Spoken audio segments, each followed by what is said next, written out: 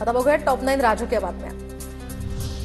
भास्कर जाधवांसोबत माझी चर्चा झाली। भास्कर जाधव आमच्या पक्षातील कोकणातले प्रमुख नेते, तर ते रुसायला एकनाथ शिंदे आहेत का? संजय राऊतांची टीका। भास्कर जाधवांचे चुलत बंधू यांचा शिवसेनेत प्रवेश, बाळशेठ जाधव यांचा शिंदेंच्या शिवसेनेमध्ये प्रवेश, तर 500 कार्यकर्त्यांसह शिंदेंच्या उपस्थितीत त्यांनी केला पक्षप्रवेश।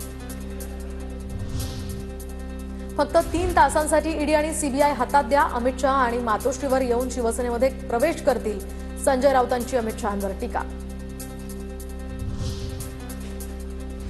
राष्ट्रवादीचं महत्त्व कमी करण्याची सुरेश धस यांना सूचना होती, तर आका बंदूक टिप्पर हे शब्द जाऊन आता मांडवली हा शब्द आलाय। काँग्रेसचे प्रदेशाध्यक्ष हर्षवर्धन सपकाळ यांची सुरेश धसांवर टीका।